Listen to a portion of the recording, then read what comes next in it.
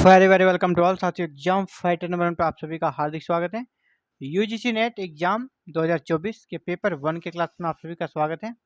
Paper one में हम लोग क्या देखने वाले हैं आज? तो पेपर 1 में हम लोग हायर एजुकेशन सिस्टम जो हमारा यूनिट है इसी से जुड़े हुए कि इंपॉर्टेंट टॉपिक्स को कवर करेंगे। और हमारा टॉपिक क्या है? भारतीय भाषाएं।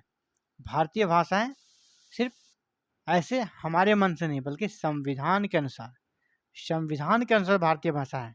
संविधान किन भाषाओं को भारतीय भाषा मानता है उन्हीं के बारे में हमें देखना है। तो भारत का जो संविधान है उसमें कितनी अनुसूचियां हैं? 12। भारत के संविधान में कितनी अनुसूचियां हैं? 12। तो उसमें से जो 8वां नंबर का अनुसूची, 8वीं अनुसूची, तो 8वीं अनुसूची में भारतीय भाषाओं को शामिल किया गया है। किस अनुसूची में भारतीय भाषाओं को शामिल किया गया है? तो 8वीं अनुसूची में। वहीं पर जो भाषाएं शामिल हैं, जो लैंग्वेज शामिल है, उसी को राष्ट्रीय भाषा कहते हैं। तो राष्ट्रीय भाषा क्या हो गया? संविधान के 8वीं अनुसूची में दर्ज भाषाओं को हम लोग क्या बोलते हैं? राष्ट्रीय भाषा है। तो वर्तमान में राष्ट्रीय भाषा कितनी है? वहाँ पर संविधान में कितनी भाषाओं को शामिल किया गया है? तो 22। वर्तमान में संविधान की 8वीं अनुसूची में कितनी भाषा है? 22। और आपको बताते चले कि भारत सरकार ने अपने किसी भी कह सकते भाषा को राजकीय भाषा घोषित नहीं किया है। कभी कभी कन्फ्यूज लोग करते हैं हिंदी राजकीय भाषा। नहीं भाई, हिंदी राजकीय भाषा नहीं। हिंदी भारत की कैसी भाषा? शासकीय या आधिकारिक भाषा है। राजकीय भाषा हिंदी भी नहीं है, अंग्रेजी भी नहीं है। भारत सरकार ने राजकीय भाषा घोषित किया ही नहीं है ना। वो हमारा शासकीय और आधिकारिक भाषा है। अंग्रेजी भी भारत की सहायक और शासकीय आधिकारिक भाषा है। लेकिन आर्टिकल 343 जो हमारा कॉन्स्टिट्यूशन का है, संविधान का, उसमें कहा गया है संघ की भाषा हिंदी और लिपि देवनागरी होगी। ठीक है, इसने इनडायरेक्टली हिंदी को एक तरह से राजकीय भाषा मान लिया है, लेकिन डायरेक्टली कहीं भी इस प्रकार के वर्ड आपको नहीं मिलेंगे। हिंदी भारत की राजकीय भाषा, ये कहीं नहीं मिलेगा लिखा हुआ। आर्टिकल 343 में इनडायरेक्टली वही कहने का प्रयास है, लेकिन डायरेक्टली यहाँ पर नहीं कहा गया। क्या कहा गया है? आर्टिकल 343 के अनुसार संघ की भाषा हिंदी और लिपि देवनागरी होगी। संघ की भाषा क्या होगी? हिंदी और लिपि देवनागरी। संविधान जब बना तो संविधान के अनुसार संविधान लागू होने के 15 साल तक अर्थात 1965 तक संघ की भाषा के रूप में अंग्रेजी का प्रयोग किया जाना था। संघ की जो भाषा है वह अंग्रेजी का बोलबाला काफ़ी बढ़ गया था, है ना। आज़ादी के बाद भी अंग्रेजी का काफ़ी बोलबाला था और लोग अंग्रेजी को पसंद करते थे। तभी हमारे जो नेता थे वो अंग्रेजी को काफ़ी पसंद भी कर रहे थे, क्योंकि ये इंटरनेशनल लैंग्वेज है।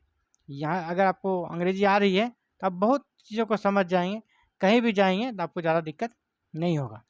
तो संविधान के अनुसार क्या किया? जब संविधान लागू हुआ, कब लागू हुआ? 1950 में। तो 1950 में जब संविधान लागू हुआ तो अभी यहाँ पर 15 सालों के लिए कहा गया, 15 सालों के लिए अंग्रेजी का प्रयोग संघ की भाषा यानी सेंट्रल की के लिए अंग्रेजी का प्रयोग अभी होगा। कब तक?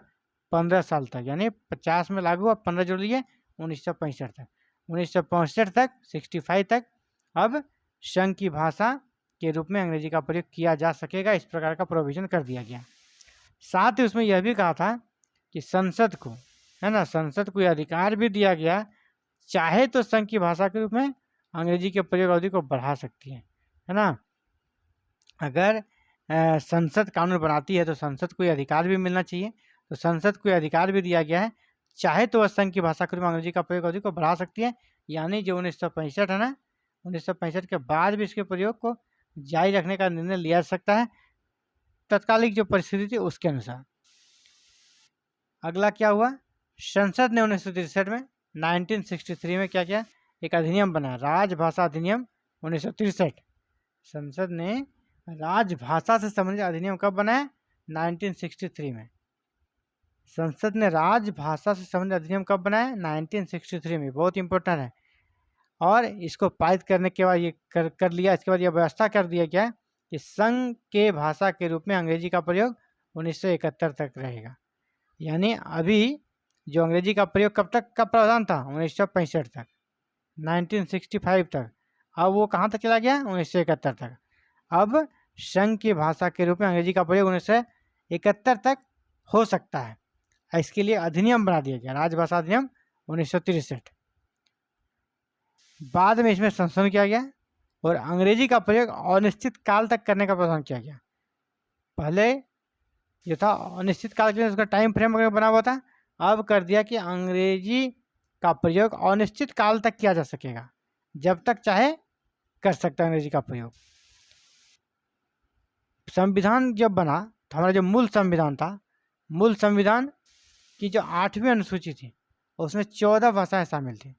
संविधान की 8वीं अनुसूची में भारतीय भाषाओं का जिक्र है, उसमें जो मूल संविधान था उसकी 8वीं अनुसूची में 14 भाषाएं थी, लेकिन वर्तमान में कितनी हो गई है? 22। अभी वर्तमान में कितनी भाषा है? तो 22। हमें इसको अच्छे से याद रखना होगा कि कौन सी भाषा कब शामिल की गई। तो सबसे पहले सिंधी भाषा को शामिल किया गया यहाँ पर 8वीं अनुसूची में। सिंधी भाषा को कब? 1967 में, 1967 में। और ये संविधान का 21वां संविधान संशोधन था, यानी संविधान के 21वां संविधान संशोधन के माध्यम से 1967 में सिंधी को जो संविधान की 8वीं अनुसूची है उसमें इसको जोड़ा गया। ईयर को याद रखिए, कौन सा संशोधन था वो याद रखिए, बहुत जरूरी है। अगला है नेपाली, कोंकणी, मणिपुरी। इस तीनों को एक साथ 1992 में डाला गया 8वीं अनुसूची में, और यह 71वां संविधान संशोधन था। अब से ऐसा प्रश्न आएगा कि नेपाली, कोंकणी, मणिपुरी को कब संविधान की 8वीं अनुसूची में शामिल किया गया? तो 1992 में। किस संशोधन के माध्यम से शामिल किया गया? तो 71वां संविधान संशोधन। यह 71वां संविधान संशोधन का संबंध किससे था?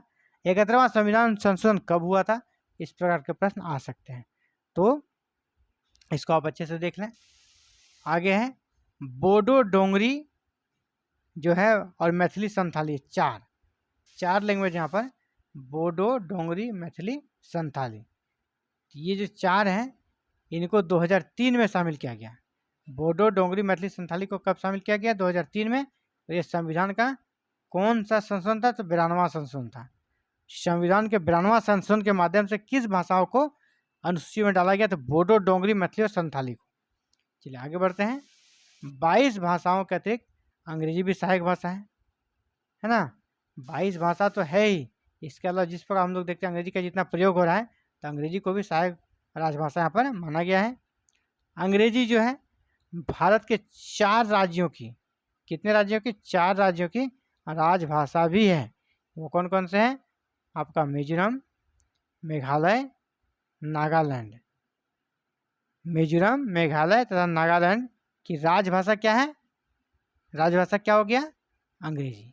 तो अंग्रेजी किसकी राजभाषा है? मिजोरम, मेघालय, नागालैंड। तो इन सभी राज्यों की राजभाषा क्या हो गई? राजभाषा आपका अंग्रेजी। अंग्रेजी हालांकि हमारे संविधान के 8वीं अनुसूची में अंग्रेजी का नाम दर्ज भी नहीं है, लेकिन अंग्रेजी की इतनी कर सकते हैं, अंग्रेजी का इतना पॉपुलरिटी है और अंग्रेजी का इतना डिमांड है कि अंग्रेजी के प्रयोग को बढ़ावा यहाँ पर दिया जा रहा है। तो फिलहाल आज के क्लासेस में इतना ही, मिलते हैं कल एक नए क्लासेस में। इसी प्रकार NTA UGC नेट की क्लासेस लगातार एग्जाम फाइटर नंबर 1 पर जारी है। आप भी चाहते हैं पेपर 1 की कंप्लीट प्रिपरेशन करें, बिल्कुल फ्री में आप प्रिपरेशन करना चाहते हैं, है ना, बिल्कुल फ्री में। आप नहीं चाहते आपसे कोई फीस, कोई पेमेंट ले, तो आप बिल्कुल फ्री में आप हमारे साथ प्रिपरेशन कर सकते हैं। और इसके लिए आपको क्या होगा, एवरी इवनिंग क्लासेस की वीडियो मिल जाएगी पेपर 1 की। आप भी चाहते हैं क्लासेस को ज्वाइन करना, बिल्कुल ज्वाइन करें और चैनल को सब्सक्राइब करके बेल आइकन को प्रेस करके ऑल बटन को क्लिक करके रख लें, ताकि एवरी इवनिंग क्लासेस की वीडियो अपलोड होते ही आप तक नोटिफिकेशन है, आप उसे देख सकें। Thank you very very much for watching this video and connecting with exam fighter number 1।